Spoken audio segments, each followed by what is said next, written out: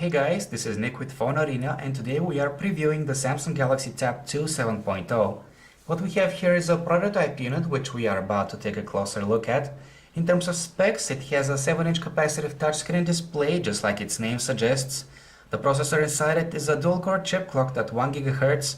There's a front-facing VGA camera, and on the back we see a pretty basic 3.2 megapixel camera. The Samsung Galaxy Tab 2 7.0 is constructed entirely out of plastic, yet thankfully it feels well put together, so we are pretty content with its design. Besides, it weighs only 344 grams, which makes it one of the lightest 7-inch tablets out there, and its weight has been distributed evenly so the device doesn't feel awkward regardless of the orientation you're holding it in. We should also point out that its back cover is practically immune to visible fingerprints. On the left side of the device we see a slot for microSD cards up to 32 GB in size and a SIM card slot, which of course is only available in the Wi-Fi plus 3G model. On the right side we have a lock key and a 2-button volume rocker, and both of them are relatively easy to locate with your thumb. On the top side reside a 3.5mm headphone jack and a secondary microphone for noise cancellation. And on the bottom side we see a pair of speakers, the Samsung proprietary connector and the main microphone. As you might have noticed, the tablet has an earpiece right here above its display and should technically be able to make and receive calls. However, whether the feature will be available or not will most likely depend on your wireless carrier. The Samsung Galaxy Tab 2 7.0 has a 7-inch display with a resolution of 1024 by 600 pixels, which is nothing spectacular, so you might notice some pixelation here and there. The display has been built using Samsung's very own PLS LCD display technology, meaning that in theory the tablet screen should be brighter than an ordinary LCD panel and should have better color reproduction without putting too much strain on the device's battery.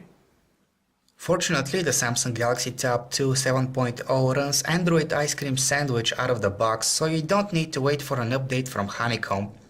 In addition, the interface has been tweaked using Samsung's very own TouchWiz UI.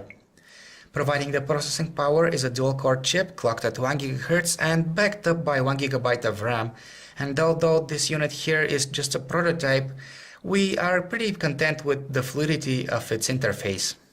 Since the tablet's stock internet browser supports Adobe Flash, you should be able to enjoy the web to its fullest. Other features that make surfing the web more convenient include pinch to zoom, tap to zoom, and tapped browsing.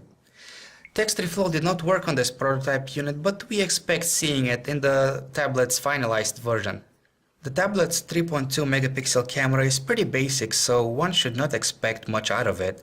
It lacks autofocus and LED flash.